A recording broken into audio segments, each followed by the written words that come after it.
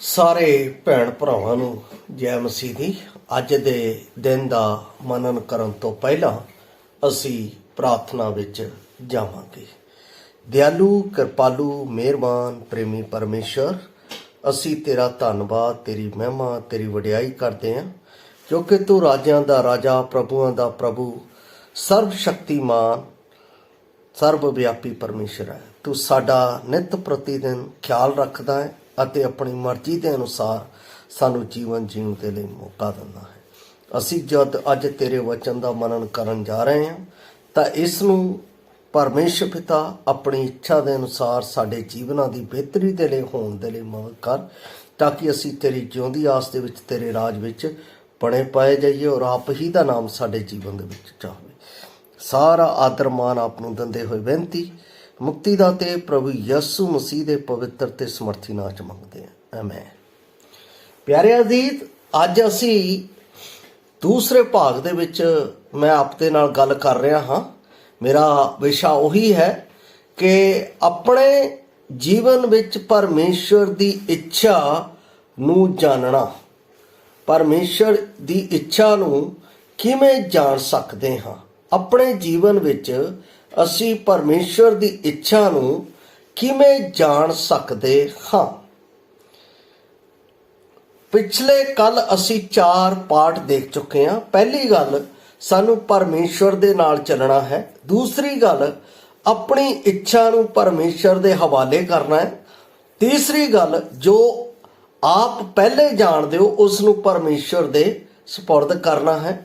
ਔਰ ਚੌਥੀ ਗੱਲ, ਪਰਮੇਸ਼ਰ ਦੀ ਤਲਾਸ਼ ਸਾਡੇ ਅੰਦਰ ਸੰਪੂਰਨ ਹੋਣੀ ਚਾਹੀਦੀ ਹੈ, ਤਦ ਅਸੀਂ ਪਰਮੇਸ਼ਰ ਦੀ ਮਰਜ਼ੀ ਨੂੰ, ਪਰਮੇਸ਼ਰ ਦੀ ਮੇਰੇ ਜੀਵਨ ਵਿੱਚ ਕੀ ਇੱਛਾ ਹੈ ਉਸ ਨੂੰ ਜਾਣ ਸਕਦੇ। ਅੱਜ ਮੈਂ 5ਵੇਂ ਭਾਗ ਦੇ ਵਿੱਚ ਆਪ ਦੇ ਨਾਲ ਗੱਲ ਕਰਨ ਜਾ ਰਿਹਾ ਹਾਂ ਔਰ ਇਸ ਵਿੱਚ ਜੋ ਮੁੱਖ ਗੱਲ ਮੇਰੇ ਕੋਲ ਆਈ ਹੈ 5ਵੇਂ ਭਾਗ ਦੀ, ਉਹ ਇਹ ਹੈ ਕਿ ਅਸੀਂ ਧਿਆਨ ਦੇਣਾ ਹੈ ਕਿ ਕਿਵੇਂ ਰੱਬ ਨੇ ਸਾਨੂੰ ਚਿੰਤਾ ਤੋਂ ਮੁਕਤ ਕੀਤਾ ਹੈ। ਇਹ ਇੰਪੋਰਟੈਂਟ ਗੱਲ ਹੈ। ਕਈ ਲੋਕ ਆਪਣੀ ਜੀਵਨ ਦੀ ਚਿੰਤਾ ਬਹੁਤ ਕਰਦੇ ਆ ਅਤੇ ਉਹ ਚਿੰਤਾ ਕਰਦੇ ਕਰਦੇ ਗਲਤ ਰਾਸਤਿਆਂ ਦੇ ਵਿੱਚ ਚਲੇ ਜਾਂਦੇ ਆ, ਜਿਸ ਦੇ ਨਾਲ ਉਹਨਾਂ ਦੇ ਜੀਵਨ ਦਾ ਜੋ ਪਰਮੇਸ਼ਰ ਦਾ ਉਦੇਸ਼ ਉਹਨਾਂ ਦੇ ਲਈ ਹੈ ਉਸ ਤੋਂ ਭਟਕ ਜਾਂਦੇ ਆ। ਉਹ ਦਿਨਾਂ ਦੇ ਵਿੱਚ ਹੀ ਪਰਮੇਸ਼ਰ ਦੀ ਇੱਛਾ ਨੂੰ ਨਾ ਜਾਣਦੇ ਹੋਏ ਇਸ ਸੰਸਾਰ ਦੇ ਰੁਤਬੇ ਦੇ ਵਿੱਚ ਉੱਚਾ ਹੋਣ ਦੀ ਕੋਸ਼ਿਸ਼ ਕਰਦੇ ਆ ਔਰ ਇਹ ਚਿੰਤਾ ਦੇ ਨਾਲ ਹੀ ਹੁੰਦਾ ਹੈ। ਮੈਂ ਦੇਖਿਆ ਹੈ ਚਿੰਤਾ ਬਹੁਤੇ ਵਿਸ਼ਵਾਸੀਆਂ ਦੇ ਜੀਵਨ ਨੂੰ ਡੋਬ ਕੇ ਰੱਖ ਦਿੰਦੀ ਹੈ। ਚਿੰਤਾ ਦੇ ਨਾਲ ਕੋਈ ਹੱਲ ਨਹੀਂ ਹੁੰਦਾ ਹੈ।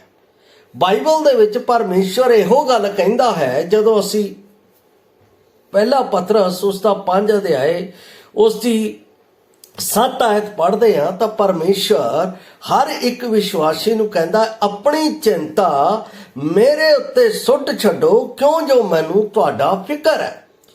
ਇਹ ਗੱਲ ਸਾਡੇ ਜੀਵਨ ਦੇ ਵਿੱਚ ਇੰਪੋਰਟੈਂਟ ਹੋਣੀ ਜ਼ਰੂਰੀ ਹੈ ਕਿ ਪਰਮੇਸ਼ਰ ਦਾ ਮੇਰੇ ਜੀਵਨ ਦੇ ਵਿੱਚ ਬਹੁਤ ਵੱਡਾ ਭਾਗ ਹੈ ਅਤੇ ਉਹ ਮੇਰੇ ਜੀਵਨ ਦੇ ਲਈ ਚਿੰਤਾ, ਜਦੋਂ ਤੋਂ ਮੈਂ ਪੈਦਾ ਹੋ ਗਿਆ ਉਦੋਂ ਤੋਂ ਪਰਮੇਸ਼ਰ ਮੇਰੀ ਚਿੰਤਾ ਕਰ ਰਿਹਾ ਹੈ।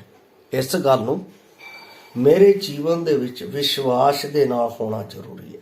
ਜੇ ਅਸੀਂ ਇਹ ਗੱਲ ਨਹੀਂ ਕਰ ਰਹੇ ਹਾਂ ਤਾਂ ਪਿਆਰੋ, ਅਸੀਂ ਪਰਮੇਸ਼ਰ ਦੀ ਇੱਛਾ ਦੇ ਵਿੱਚ ਕਿਤੇ ਨਾ ਕਿਤੇ ਗੁੰਝਲਦਾਰ ਅਵਸਥਾ ਦੇ ਵਿੱਚ ਪੈ ਰਹੇ ਹਾਂ। ਇਸ ਲਈ ਜਦੋਂ ਵੀ ਅਸੀਂ ਕੁਝ ਵੀ ਕਰਨਾ ਹੈ ਤਾਂ ਅਸੀਂ ਆਪਣੀ ਚਿੰਤਾ ਨੂੰ ਪਰਮੇਸ਼ਰ ਉੱਤੇ ਸੁੱਟ ਕੇ ਵਚਨ ਅਤੇ ਪ੍ਰਾਰਥਨਾ ਦੇ ਨਾਲ ਆਪਣੇ ਉਹਨਾਂ ਆਤਮਿਕ ਸਲਾਹਕਾਰ ਭਾਈਆਂ ਦੇ ਨਾਲ ਵਾਰਤਾਲਾਪ ਕਰਦੇ ਹੋਏ ਉਸ ਇੱਛਾ ਨੂੰ ਜਾਣਨ ਦੇ ਲਈ ਪਰਮੇਸ਼ਰ ਵੱਲ ਦਿਨ ਪ੍ਰਤੀ ਦਿਨ ਅੱਗੇ ਵਧਣਾ ਹੈ। ਤਦ ਅਸੀਂ ਇਸ ਗੱਲ ਦੇ ਵਿੱਚ ਪਰਮੇਸ਼ਰ ਦੀ ਇੱਛਾ ਨੂੰ ਜਾਣ ਸਕਦੇ ਹਾਂ। ਪਰਮਾਤਮਾ ਨੇ ਤੁਹਾਨੂੰ ਇਸ ਸੰਸਾਰ ਵਿੱਚ ਇੱਕ ਖਾਸ ਭੂਮਿਕਾ ਨਿਭਾਉਣ ਦੇ ਲਈ ਬਣਾਇਆ ਹੈ। ਮੇਰੇ ਜੀਵਨ ਦੇ ਵਿੱਚ ਉਹ ਹਿੱਸਾ ਸੀ, ਉਹ ਪਰਮੇਸ਼ਰ ਨੇ ਦੇ ਦਿੱਤਾ। ਆਪ ਦੇ ਜੀਵਨ ਦੇ ਵਿੱਚ ਵੀ ਹਿੱਸਾ ਹੋ ਸਕਦਾ ਹੈ ਜਾਂ ਆਪ ਨੂੰ ਮਿਲ ਚੁੱਕਾ ਹੈ, ਆਪ ਨੇ ਉਸ ਵਿੱਚ ਵਧਣਾ ਹੈ। ਜੇ ਨਹੀਂ ਮਿਲਿਆ ਹੈ ਤਾਂ ਉਸ ਹਿੱਸੇ ਨੂੰ ਪਰਮੇਸ਼ਵਰ ਦੇ ਕੋਲੋਂ ਪ੍ਰਾਪਤ ਕਰਨਾ ਹੈ, ਪੁੱਛਣਾ ਹੈ, ਖੋਜ ਕਰਨੀ ਹੈ। ਔਰ ਅਜਿਹਾ ਕੋਈ ਹੋਰ ਨਹੀਂ ਹੈ ਜੋ ਪੂਰੀ ਤਰ੍ਹਾਂ ਨਾਲ ਪਰਮੇਸ਼ਵਰ ਤੋਂ ਬਗੈਰ ਆਪਣੀ ਇੱਛਾ ਨੂੰ ਜਾਣ ਸਕਦਾ ਹੋਵੇ। ਜੋ ਪਰਮਾਤਮਾ ਨੇ ਤੁਹਾਨੂੰ ਜਾਣ ਬੁੱਝ ਕੇ ਕਰਨ ਦੇ ਲਈ ਨਹੀਂ ਬਣਾਇਆ, ਬਲਕਿ ਉਸ ਨੇ ਆਪਣੇ ਜੀਵਨ ਦਾ ਉਦੇਸ਼ ਤੁਹਾਡੇ ਜੀਵਨ ਵਿੱਚ ਰੱਖਿਆ ਹੋਇਆ ਹੈ। ਉਸ ਦੀ ਖੋਜ ਵਿੱਚ ਅਸੀਂ ਲੱਗੇ ਰਹਿਣਾ ਹੈ। ਜਿਵੇਂ ਮੈਂ ਵਚਨ ਦੇ ਵਿੱਚ ਆਪ ਦੇ ਲਈ ਪੜ੍ਹ ਰਿਹਾ ਹਾਂ, ਪਹਿਲਾ ਪਤਰਸ ਉਹਦਾ 4 ਅਧਿਆਇ ਉਸ ਦੀ 10 ਆਇਤ ਦੇ ਵਿੱਚ ਕਹਿੰਦਾ ਹੈ, ਜਿਸ ਨੂੰ ਜੋ ਵਰਦਾਨ ਮਿਲਿਆ ਹੈ, ਜਿਸ ਨੂੰ ਜੋ ਵਰਦਾਨ ਮਿਲਿਆ ਹੈ, ਜਿਸ ਨੂੰ ਜਿਹੀ ਦਾਤ ਮਿਲੀ ਹੋਈ ਹੈ, ਕੀ ਕਰਨਾ ਹੈ ਉਸ ਦਾਤ ਨਾਲ ਜਿਹੜੀ ਮੈਨੂੰ ਮਿਲੀ ਹੈ? ਉਹ ਪਰਮੇਸ਼ਰ, ਉਸ ਨੂੰ ਪਰਮੇਸ਼ਰ ਦੇ ਹਰ ਇੱਕ ਪ੍ਰਕਾਰ ਦੇ ਕਿਰਪਾ ਦੇ ਭਲੇ ਭੰਡਾਰੀਆਂ ਦੇ ਸਮਾਨ ਇੱਕ ਦੂਜੇ ਦੀ ਸੇਵਾ ਉੱਤੇ ਲਾਉਣ। ਮੇਰੇ ਲਈ ਪਰਮੇਸ਼ਵਰ ਨੇ ਇਹ ਕਾਰਜ ਦਿੱਤਾ ਹੋਇਆ। ਇਸ ਦਾ ਬਹੁਤ ਗਹਿਰਾ ਮਕਸਦ ਹੈ ਜੋ ਪਰਮੇਸ਼ਵਰ ਮੈਨੂੰ ਇਸ ਜੀਵਨ ਦੇ ਵਿੱਚ ਦੇ ਰਿਹਾ ਹੈ। ਜੇ ਮੈਂ ਇਸ ਗੱਲ ਨੂੰ ਹੋਰ ਵੀ ਗਹਿਰਾਈ ਦੇ ਨਾਲ ਜਾਣਾ ਤਾਂ ਮੈਂ ਪਹਿਲਾ ਕੁਰਿੰਥੀਆਂ 4 ਅਧਿਆਇ ਉਸ ਦੀ 2 ਆਇਤ ਨੂੰ ਵੀ ਪੜਾਂਗਾ, ਜੋ ਪੌਲਸ ਕੁਰਿੰਥ ਦੇ ਵਿੱਚ ਮੈਨੂੰ ਅਤੇ ਆਪ ਨੂੰ ਵੀ ਦੱਸ ਰਿਹਾ। ਪਹਿਲਾ ਕੁਰਿੰਥੀਆਂ 4 ਅਧਿਆਇ ਉਸ ਦੇ 2 ਆਇਤ ਦੇ ਵਿੱਚ ਲਿਖਿਆ ਹੈ, ਫਿਰ ਇੱਥੇ ਮੁਖਤਿਆਰਾਂ ਵਿੱਚੋਂ ਇਹ ਚਾਹੀਦਾ ਹੈ ਜੋ ਉਹ ਮਤਾਵਰ ਹੋਣ।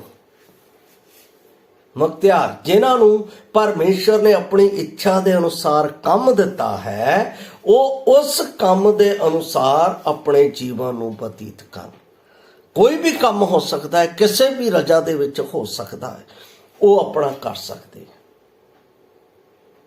ਮੇਰੇ ਜੀਵਨ ਦੇ ਵਿੱਚ ਬਹੁਤ ਇੱਛਾ ਸੀ ਕਿ ਮੈਂ ਵਿਦੇਸ਼ ਦੀ ਧਰਤੀ ਦੇ ਵਿੱਚ ਜਾ ਕੇ ਕਾਰਜ ਕਰਾਂ। ਜਿਸ ਤਰ੍ਹਾਂ ਦਾ ਮੇਰੇ ਜੀਵਨ ਦੇ ਵਿੱਚ ਉਦੇਸ਼, ਬਿਜ਼ਨਸ ਵੀ ਸੀ, ਪ੍ਰਾਪਰਟੀ ਵੀ ਸੀ, ਕੋਈ ਕਿਸੇ ਗੱਲ ਦੀ ਕਮੀ ਮੇਰੇ ਜੀਵਨ ਦੇ ਵਿੱਚ ਨਹੀਂ ਸੀ, ਸਭ ਕੁਝ ਸੀ।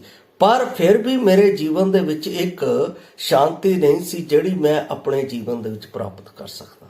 ਲੇਕਿਨ ਪਰਮੇਸ਼ਰ ਨੇ ਆਪਣੇ ਸਮੇਂ ਦੇ ਉੱਤੇ ਜਦੋਂ ਮੈਂ ਉਸ ਦੀ ਖੋਜ ਕੀਤੀ ਔਰ ਪਰਮੇਸ਼ਰ ਕੋਲੋਂ ਜਾਣਿਆ ਕਿ ਤੇਰੀ ਮੇਰੇ ਜੀਵਨ ਵਿੱਚ ਕੀ ਇੱਛਾ ਹੈ, ਤਦ ਉਸ ਨੇ ਮੈਨੂੰ ਇਸ ਧਰਤੀ ਦੇ ਉੱਤੇ ਰਹਿ ਕੇ ਹੀ ਉਸ ਦੇ ਕਾਰਜ ਨੂੰ ਪੂਰਾ ਕਰਨ ਦੇ ਲਈ ਆਪਣਾ ਉਦੇਸ਼ ਪੂਰਾ ਕਰ ਦਿੱਤਾ, ਪ੍ਰਗਟ ਕਰ ਦਿੱਤਾ।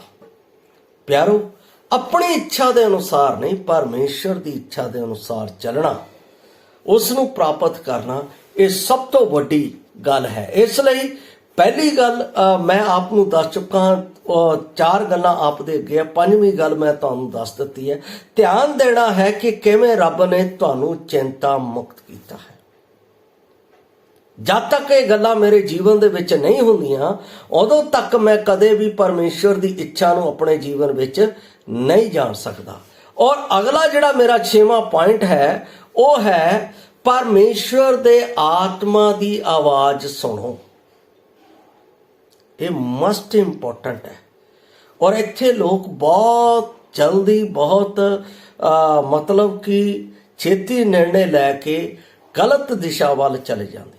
ਪਰਮੇਸ਼ਰ ਦੇ ਆਤਮਾ ਦੀ ਆਵਾਜ਼ ਧੀਮੀ ਆਵਾਜ਼ ਹੈ, ਮਿੱਠੀ ਆਵਾਜ਼ ਹੈ। ਔਰ ਇਹ ਆਵਾਜ਼ ਜਿਹੜੀ ਹੈ, ਇਹ ਬੜੀ ਹੀ ਮੇਰੇ ਜੀਵਨ ਦੇ ਵਿੱਚ ਗੰਭੀਰਤਾ ਦੇ ਨਾਲ ਹੈ, ਕਿਉਂਕਿ ਪਰਮੇਸ਼ਰ ਮੇਰੇ ਜੀਵਨ ਦੇ ਲਈ ਗੰਭੀਰ ਹੈ। ਇਸ ਲਈ ਉਸ ਦੀ ਆਵਾਜ਼ ਨੂੰ ਜਦੋਂ ਸੁਣਨਾ ਹੈ, ਵਚਨ ਅਤੇ ਪ੍ਰਾਰਥਨਾ ਦੇ ਨਾਲ ਸੁਣਿਆ ਜਾ ਸਕਦਾ ਹੈ। ਮੈਂ ਆਪਣੇ ਖੁਦ ਦੇ ਪ੍ਰਾਰਥਨਾ ਦੇ ਜੀਵਨ ਵਿੱਚ ਇੱਕ ਮਹੱਤਵਪੂਰਨ ਮੋੜ ਦਾ ਅਨੁਭਵ ਕੀਤਾ ਜਦ ਮੈਂ ਪ੍ਰਾਰਥਨਾ ਕਰਦੇ ਵੇਲੇ ਚੁੱਪ ਰਹਿਣਾ ਸਿੱਖਿਆ। ਇਹ ਆਪ ਨੂੰ ਅਜੀਬ ਲੱਗ ਸਕਦਾ ਹੈ ਅਤੇ ਮੇਰੇ ਲਈ ਇਹ ਕਈ ਵਾਰ ਅਜੀਬ ਹੋਇਆ। ਰੌਲਾ ਪਾਉਣ ਦੀ ਲੋੜ ਨਹੀਂ, ਚੁੱਪਚਾਪ ਪ੍ਰਾਰਥਨਾ ਕਰੋ। ਪਰਮੇਸ਼ਵਰ ਤੁਹਾਡੇ ਕਾਰਜਾਂ ਦੇ ਉੱਤੇ ਆਪਣੀ ਆਵਾਜ਼ ਨੂੰ ਪ੍ਰਗਟ ਕਰੇਗਾ। ਪਰਮੇਸ਼ਵਰ ਨੇ ਇਸਰਾਈਲੀਆਂ ਨੂੰ ਕਈ ਵਾਰ ਕਿਹਾ, ਚੁੱਪਚਾਪ ਤੁਸੀਂ ਉਹਦੇ ਕੰਮ ਦੇਖੋ, ਕਿਉਂਕਿ ਯੁੱਧ ਉਹਦਾ ਹੈ, ਤੁਹਾਡਾ ਨਹੀਂ। ਅਸੀਂ ਇੱਥੇ ਬਹੁਤ ਵੱਡੀ ਭੁੱਲ ਕਰ ਦਿੰਦੇ ਹਾਂ। ਅਸੀਂ ਆਪ ਆਪਣੇ ਪ੍ਰਯਾਸ ਦੇ ਵਿੱਚ ਅੱਗੇ ਵੱਧ ਜਾਂਦੇ ਹਾਂ। ਕਿਸੇ ਆਪਣੇ ਅਜਿਹੇ ਯਾਰ ਦੋਸਤ ਦੀ ਸਲਾਹ ਲੈਣੀ ਸ਼ੁਰੂ ਕਰ ਦਿੰਦੇ ਹਾਂ, ਅਜਿਹੇ ਰਿਸ਼ਤੇਦਾਰ ਦੀ ਆਵਾਜ਼ ਸੁਣਨੀ ਸ਼ੁਰੂ ਕਰ ਦਿੰਦੇ ਹਾਂ ਜਿਸ ਦੇ ਵਿੱਚ ਪਰਮੇਸ਼ਵਰ ਦੇ ਆਤਮਾ ਦਾ ਅੰਸ਼ ਤੱਕ ਵੀ ਨਹੀਂ ਹੈ, ਤੇ ਅਸੀਂ ਗਿਰ ਜਾਂਦੇ ਹਾਂ। ਦਾਊਦ ਹਮੇਸ਼ਾ ਪਰਮੇਸ਼ਵਰ ਦੇ ਕੋਲ ਜਾਂਦਾ ਸੀ ਅਤੇ ਪਰਮੇਸ਼ਵਰ ਦੇ ਨਵੀਆਂ ਤੋਂ ਸਲਾਹ ਲੈਂਦਾ ਸੀ। ਜੋ ਕਹਿੰਦੇ ਸੀ ਉਹ ਕਰਦਾ ਸੀ। ਤੇ ਅੱਜ ਅਸੀਂ ਆਪਣੇ ਜੀਵਨ ਦੇ ਲਈ ਆਤਮਾ ਦੀ ਆਵਾਜ਼ ਨੂੰ ਨਾ ਸੁਣਦੇ ਹੋਏ ਆਪਣੇ ਜੀਵਨ ਦੇ ਵਿੱਚ ਆਪਣੇ ਸਮਾਜ ਦੀ, ਆਪਣੇ ਰਿਸ਼ਤੇਦਾਰਾਂ ਦੀ, ਆਪਣੇ ਮਿੱਤਰਾਂ ਦੀ ਆਵਾਜ਼ ਸੁਣਨੀ ਸ਼ੁਰੂ ਕਰ ਦਿੰਦੇ ਹਾਂ ਤੇ ਉਹਦੇ ਵਿੱਚ ਸਾਡੀ ਰਾਸਤੇ ਦੇ ਵਿੱਚ ਰੁਕਾਵਟ ਆ ਜਾਂਦੀ ਹੈ। ਅਸੀਂ ਦੇਖ ਸਕਦੇ ਹਾਂ ਜਦ ਮੈਂ ਪਰਮੇਸ਼ਵਰ ਨਾਲ ਪ੍ਰਾਰਥਨਾ ਕਰਦਾ ਹਾਂ ਤਾਂ ਮੈਂ ਸਾਰੀਆਂ ਗੱਲਾਂ ਉਹਦੇ ਨਾਲ ਕਰਦਾ ਹਾਂ।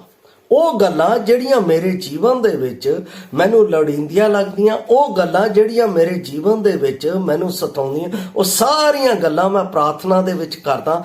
ਕਈ ਸਾਲ ਪਹਿਲਾਂ ਮੈਂ ਇੱਕ ਕਿਤਾਬ ਪੜ੍ਹੀ ਸੀ ਜਿਹਦਾ ਨਾਮ ਸੀ ਬਿਲ ਹੈਵਲ ਦੀ ਕਿਤਾਬ, ਜਿਹਨੂੰ ਲਿਖਿਆ ਸੀ ਟੂ ਬਿਜ਼ੀ ਨੋਟ ਟੂ। ਅਸੀਂ ਜੇ ਆਪਣੇ ਜੀਵਨ ਦੇ ਵਿੱਚ ਵਿਵਸਥਿਤ ਹੈ ਤਾਂ ਕਿਸ ਤਰ੍ਹਾਂ ਉਸ ਵਿਵਸਥਿਤ ਜੀਵਨ ਦੇ ਵਿੱਚ ਪ੍ਰਾਰਥਨਾ ਦੇ ਨਾਲ ਪਰਮੇਸ਼ਵਰ ਦੇ ਸਮਕਸ਼ ਬੈਠ ਸਕਦੇ ਹਾਂ।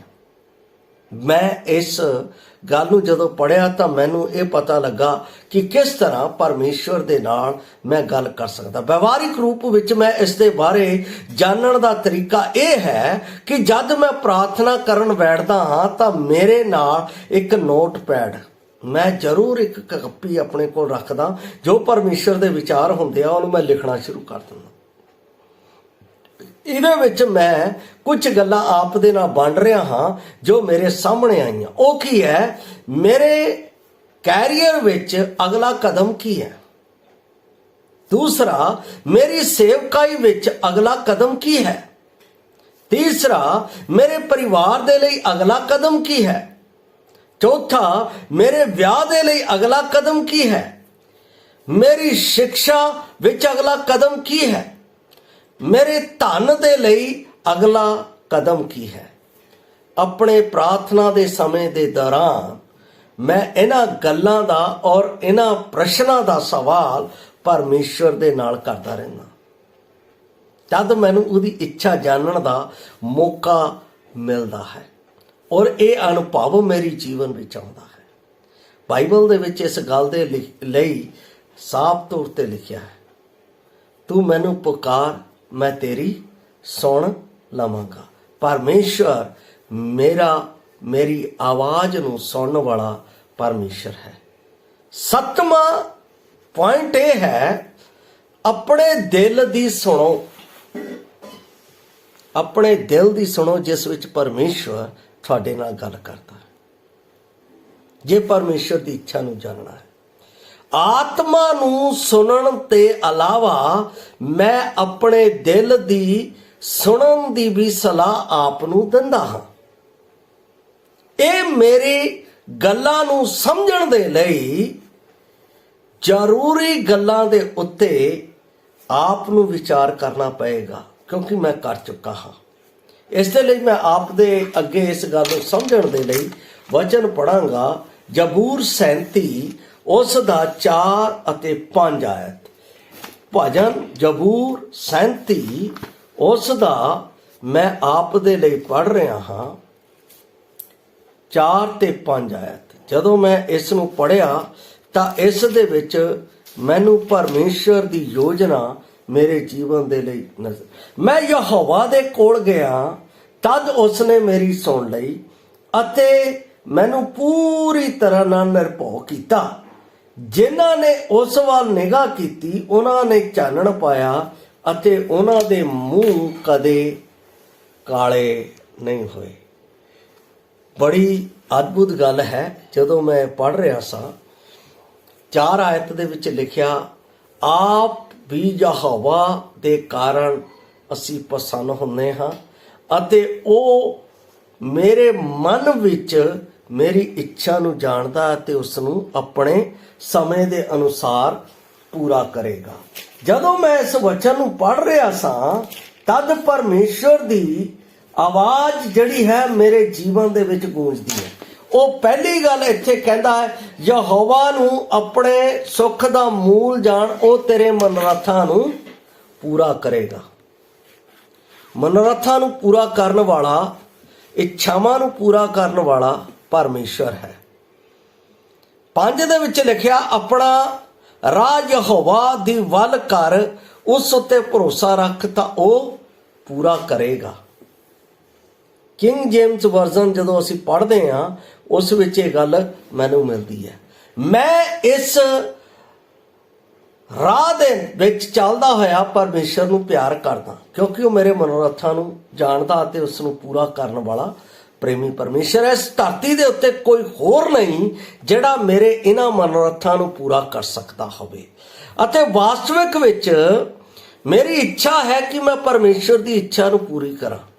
ਬਹੁਤ ਘੱਟ ਲੋਕ ਹੈ ਜਿਹੜੇ ਇਸ ਤਰ੍ਹਾਂ ਕਰਦੇ ਆ। ਜ਼ਿਆਦਾਤਰ ਉਹ ਆਪਣੀ ਇੱਛਾ ਨੂੰ ਮੋਹਰੇ ਰੱਖਦੇ ਆ ਅਤੇ ਆਪਣੀ ਇੱਛਾ ਉਹਨਾਂ ਦੀ ਕੀ ਹੈ ਕਿ ਮੈਂ ਇੱਕ ਅੱਛੇ ਸਥਾਨ ਨੂੰ ਪ੍ਰਾਪਤ ਕਰਾਂ, ਇੱਕ ਅੱਛੀ ਜਗ੍ਹਾ ਤੇ। ਮੈਨੂੰ ਇੱਕ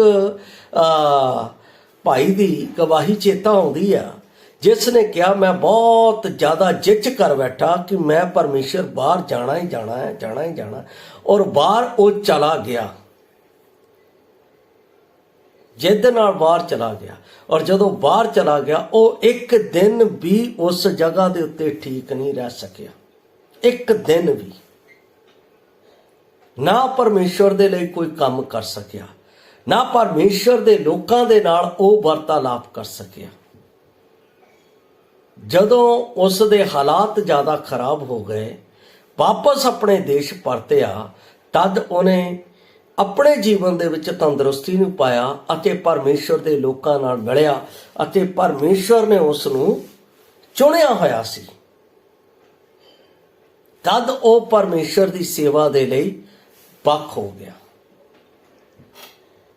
ਪਿਆਰੋ, ਅੱਜ ਵੀ ਉਹ ਭਰਾ ਆਪਣੀ ਉਸ ਜਿੱਦ ਨੂੰ ਜੋ ਪੂਰਾ ਕਰਕੇ ਗਿਆ, ਉਹ ਕਹਿੰਦਾ ਮੈਂ ਪਰਮੇਸ਼ਵਰ ਦੇ ਵਿਰੋਧ ਵਿੱਚ ਗਿਆ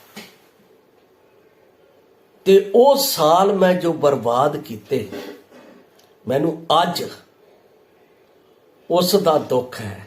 ਜਿੱਦਾਂ ਪੌਲਸ ਰਸੂਲ ਕਹਿੰਦਾ ਹੈ ਕਿ ਮੈਂ ਅਧੂਰੇ ਦਿਨਾਂ ਦੇ ਵਿੱਚ ਜੰਮਿਆ ਹੋਇਆ, ਅਧੂਰੇ ਦਿਨਾਂ ਦੇ ਵਿੱਚ। ਜੇ ਮੈਂ ਪਹਿਲਾਂ ਪਰਮੇਸ਼ਵਰ ਦੇ ਵਿੱਚ ਇਹ ਸੱਚਾਈ ਨੂੰ ਜਾਣ ਲੈਂਦਾ ਤਾਂ ਅੱਜ ਮੈਂ ਬਹੁਤ ਸਾਰਾ ਕੰਮ ਕਰ ਚੁੱਕਾ ਹੁੰਦਾ।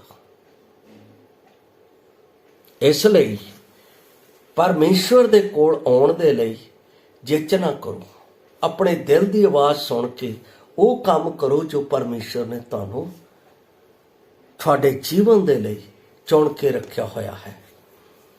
ਔਰ ਇਹ ਯੋਜਨਾ ਪਰਮੇਸ਼ਰ ਨੇ ਤੁਹਾਡੇ ਦਿਲ ਵਿੱਚ ਉਹ ਧੀਮੀ ਆਵਾਜ਼ ਦੇ ਨਾਲ ਪਾਉਂਦਾ ਹੈ, ਉਸ ਨੂੰ ਸੁਣੋ। ਅੰਤਿਮ ਗੱਲ ਵੱਲ ਮੈਂ ਜਾ ਰਿਹਾ 8 ਦੇ ਵਿੱਚ, ਆਪਣੀਆਂ ਪਰਿਸਥਿਤੀਆਂ ਉੱਤੇ, ਜੋ ਤੁਹਾਡੇ ਉਸ ਸਮੇਂ ਦੀਆਂ ਸਥਿਤੀਆਂ, ਉਹਨਾਂ ਉੱਤੇ ਇੱਕ ਨਜ਼ਰ ਪਾਓ। ਕਿਉਂ? ਦੇਖੋ ਕਿ ਉਹਦੇ ਵਿੱਚ ਪਰਮੇਸ਼ਰ ਮੈਨੂੰ ਕੀ ਕਹਿ ਰਿਹਾ। ਕਈ ਵਾਰ ਅਸੀਂ ਉਹਨਾਂ ਸਥਿਤੀਆਂ ਨੂੰ ਨਹੀਂ ਜਾਣਦੇ। ਮੈਨੂੰ ਜਦੋਂ ਮੈਂ ਕੰਮ ਕਰਦਾ ਸੀ, ਮੈਂ ਇੰਜੀਨੀਅਰਿੰਗ ਕਰ ਚੁੱਕਾ ਸੀ, ਤਾਂ ਮੈਨੂੰ ਇੱਕ ਲੈਟਰ ਆਇਆ ਕਿ ਤੁਹਾਨੂੰ ਚੰਡੀਗੜ੍ਹ ਦੇ ਵਿੱਚ ਇੱਕ ਜੋਬ ਮਿਲ ਰਹੀ ਹੈ, ਪਨਵਾਇਆ। ਉਹ ਉਸ ਸਮੇਂ ਮੋਬਾਈਲ ਦੇ ਡਿਵਾਈਸ ਬਣਦੇ ਸੀ ਜਿਸ ਨੂੰ ਬਾਹਰੋਂ ਵੀ ਲਿਆਂਦਾ ਜਾਂਦਾ ਸੀ, ਸਿਰਫ ਉਸ ਦੀ ਚੈਕਿੰਗ ਦੇ ਲਈ ਮੈਨੂੰ ਇਹ ਜੋਬ ਮਿਲ ਰਹੀ ਸੀ। ਪਰ ਮੈਂ ਉਸ ਜਗ੍ਹਾ ਦੇ ਉੱਤੇ ਨਾ ਜਾ ਸਕਿਆ। ਫਿਰ ਮੇਰੇ ਸ਼ਹਿਰ ਨੰਗਲ ਦੇ ਵਿੱਚ ਮੈਨੂੰ NFL ਦੇ ਵਿੱਚੋਂ ਲੈਟਰ ਆਇਆ, ਉਸ ਦੇ ਵਿੱਚ ਜਾਣ ਦੇ ਲਈ ਪਰਮੇਸ਼ਰ ਨੇ ਮੈਨੂੰ ਮੌਕਾ ਦਿੱਤਾ, ਪਰ ਮੈਂ ਉਸ ਦੇ ਵਿੱਚ ਵੀ ਨਹੀਂ ਜਾ ਸਕਿਆ। ਮੈਂ ਬਹੁਤ ਉਦਾਸ ਸੀ। ਤਦ ਮੇਰੇ ਭਰਾਵਾਂ ਨੇ ਮੈਨੂੰ ਗਾਈਡ ਕੀਤਾ ਔਰ ਮੈਂ ਪਰਮੇਸ਼ਰ ਦੇ ਕੋਲ ਪ੍ਰਾਰਥਨਾ ਦੇ ਵਿੱਚ ਬੈਠਾ, ਉਹਨਾਂ ਪਰਿਸਥਿਤੀਆਂ ਨੂੰ ਸਾਹਮਣੇ ਰੱਖ ਕੇ। ਤਦ ਪਰਮੇਸ਼ਰ ਨੇ ਪ੍ਰਗਟ ਕੀਤਾ ਯਸ਼ਾਇਆ 41:9-10 ਦੇ ਵਿੱਚ, ਤੂੰ ਮੇਰਾ ਹੈ, ਮੈਂ ਤੈਨੂੰ ਚੁਣ ਲਿਆ ਹੈ, ਦੇਸ਼ ਦੀਆਂ ਹੱਦਾਂ ਤੋਂ ਚੁਣ ਲਿਆ ਹੈ, ਮੈਂ ਤੈਨੂੰ ਆਪਣੀ ਸੇਵਾ ਲਈ ਵੱਖਰਾ ਕੀਤਾ ਹੈ। ਨਾ ਡਰ, ਇੱਧਰ ਉੱਧਰ ਨਾ ਤੱਕ, ਮੈਂ ਤੇਰਾ ਪਰਮੇਸ਼ਰ ਹਾਂ, ਮੈਂ ਤੈਨੂੰ ਸੱਜੇ ਹੱਥ ਨਾਲ ਸੰਭਾਲੀ ਰੱਖਾਂਗਾ। ਪਰਮੇਸ਼ਰ ਨੇ ਇਹ ਵਾਅਦਾ ਮੇਰੇ ਜੀਵਨ ਦੇ ਵਿੱਚ ਪੂਰਾ ਕੀਤਾ, ਤਦ ਮੈਂ ਪਰਮੇਸ਼ਰ ਦੀ ਸੇਵਾ ਦੇ ਵਿੱਚ ਅੱਗੇ ਵੱਧ ਗਿਆ। ਔਰ ਉਹ ਪਰਿਸਥਿਤੀਆਂ ਮੈਨੂੰ ਦੱਸ ਰਹੀਆਂ ਸੀ ਕਿ ਮੈਂ ਤੁਹਾਨੂੰ ਆਪਣੇ ਸੇਵਾ ਕਾਰਜਾਂ ਦੇ ਲਈ ਚੁਣਿਆ। ਪਿਆਰੋ, ਮੈਂ ਚਾਹੁੰਦਾ ਹਾਂ ਕਿ ਤੁਸੀਂ ਆਪਣੇ ਜੀਵਨ ਦੇ ਵਿੱਚ ਖੋਜ ਕਰੋ ਅਤੇ ਪਰਮੇਸ਼ਰ ਤੋਂ ਪੁੱਛੋ, ਪਰਮੇਸ਼ਰ ਤੇਰੀ ਮੇਰੇ ਜੀਵਨ ਵਿੱਚ ਕੀ ਇੱਛਾ ਹੈ। ਇੱਕ ਵਾਰ ਫਿਰ ਮੈਂ ਉਸ ਵਚਨ ਨੂੰ ਪੜਾਂਗਾ, ਜ਼ਬੂਰਾਂ ਦੀ ਪੋਥੀ 25 ਅਧਿਆਏ ਉਸ ਦੀ 4 ਅਤੇ 5 ਆਇਤ ਦੇ ਵਿੱਚ, ਜਿੱਥੇ ਪਰਮੇਸ਼ਰ ਨੇ ਮੈਨੂੰ ਇਹ ਵਿਸ਼ਾ ਦਿੱਤਾ। ਕਿਉਂਕਿ ਅੱਜ ਕੱਲ੍ਹ ਦੇ ਜਵਾਨ ਬਹੁਤ ਤੇਜ਼ੀ ਨਾਲ ਬਾਹਰ ਜਾਣ ਦੀ ਕੋਸ਼ਿਸ਼ ਕਰ ਰਹੇ ਆ। ਕਈ ਜਵਾਨ ਇਸ ਤਰ੍ਹਾਂ ਦੀ ਕੋਸ਼ਿਸ਼ ਕਰ ਰਹੇ ਆ ਕਿ ਅਸੀਂ ਦਿਨੋਂ ਦਿਨ ਮਹਿਲਾਂ ਦੇ ਵਿੱਚ ਜਾ ਵੜੀਏ ਅਤੇ ਅਸੀਂ ਉਚਾਈਆਂ ਤੇ ਜਾ ਪਹੁੰਚੀਏ। ਪਰਮੇਸ਼ਰ ਦੀ ਕੀ ਇੱਛਾ ਹੈ? ਜਦ ਤੱਕ ਤੁਸੀਂ ਇਹ ਨਹੀਂ ਜਾਣਦੇ, ਤੁਸੀਂ ਥੱਲੇ ਡਿੱਗ ਜਾਓਗੇ। ਕਿਉਂਕਿ 25 ਦੇ 4 ਦੇ ਵਿੱਚ ਲਿਖਿਆ, ਪਰਮੇਸ਼ਰ ਦਾ ਦਾਸ ਦਾਊਦ ਇੱਥੇ ਕਹਿ ਰਿਹਾ ਹੈ, ਹੇ ਯਹੋਵਾ ਆਪਣਾ ਰਾਹ ਮੈਨੂੰ ਵਿਖਾਲ ਅਤੇ ਆਪਣੇ ਰਾਹ ਨੂੰ ਮੈਨੂੰ ਦੱਸ। 5 ਦੇ ਵਿੱਚ ਕਹਿੰਦਾ ਹੈ, ਮੈਨੂੰ ਆਪਣੇ ਸੱਤ ਉੱਤੇ ਚੱਲਣ ਦੀ ਸਿੱਖਿਆ ਦੇ, ਕਿਉਂਕਿ ਤੂੰ ਮੇਰਾ ਮੁਕਤੀ ਕਰਨ ਵਾਲਾ ਪਰਮੇਸ਼ਰ ਹੈ। ਮੈਂ ਦਿਨ ਭਰ ਤੇਰੀ ਹੀ ਵਾਟ ਚਾਹੁੰਦਾ ਰਹਾਂਗਾ। ਪਰਮੇਸ਼ਰ ਨੇ ਮੇਰੇ ਜੀਵਨ ਦੇ ਵਿੱਚ ਮੈਨੂੰ ਰਸਤਾ ਦਿਖਾਇਆ ਹੈ, ਉਹ ਆਪ ਨੂੰ ਵੀ ਦਿਖਾਵੇਗਾ। ਬਸ ਕਰਨਾ ਕੀ ਹੈ? ਪਹਿਲਾਂ ਪ੍ਰਾਰਥਨਾ ਕਰਨੀ ਹੈ, ਪਰਮੇਸ਼ਰ ਮੈਨੂੰ ਦੱਸ। ਫਿਰ ਉਹਦੇ ਵਚਨ ਨੂੰ ਪੜ੍ਹਨਾ ਹੈ। ਫਿਰ ਅਸੀਂ ਆਪਣੇ ਜੀਵਨ ਦੇ ਵਿੱਚ, ਆਪਣੇ ਵਿਅਕਤੀਗਤ ਜੀਵਨ ਦੇ ਵਿੱਚ, ਆਪਣੇ ਉਹਨਾਂ ਭਾਈਆਂ ਅਤੇ ਸਲਾਹਕਾਰਾਂ ਨੂੰ ਜੋ ਆਤਮਿਕਤਾ ਦੇ ਨਾਲ ਭਰਪੂਰ ਹੈ, ਉਹਨਾਂ ਦੇ ਕੋਲੋਂ ਪੁੱਛਣਾ ਹੈ ਕਿ ਪਰਮੇਸ਼ਰ ਮੇਰੇ ਜੀਵਨ ਵਿੱਚ ਕੀ ਚਾਹੁੰਦਾ ਹੈ, ਮੇਰੀ ਅਗਵਾਈ ਕਰੋ। ਤਦ ਪਰਮੇਸ਼ਰ ਤੁਹਾਨੂੰ ਰਸਤਾ ਵਿਖਾਲੇਗਾ ਅਤੇ ਉਹਦੀ ਧੀਮੀ ਆਵਾਜ਼ ਪਿੱਛੋਂ ਆ ਕੇ ਕਹੇਗੀ। ਯਸ਼ਾਇਆ ਦੇ ਵਿੱਚ ਇਹ ਗੱਲ ਲਿਖੀ ਹੋਈ ਹੈ, ਪਿੱਛੋਂ ਆਵਾਜ਼ ਆਏਗੀ। ਮੈਂ ਉਸ ਵਚਨ ਨੂੰ ਵੀ ਆਪ ਦੇ ਲਈ ਪੜ੍ਹਨਾ ਚਾਹੁੰਦਾ ਹਾਂ। ਯਸ਼ਾਇਆ ਦੀ ਪੁਸਤਕ ਉਸ ਦੀ 30 ਅਧਿਆਏ ਦੇ ਵਿੱਚ ਇਸ ਤਰ੍ਹਾਂ ਲਿਖਿਆ ਹੋਇਆ ਹੈ,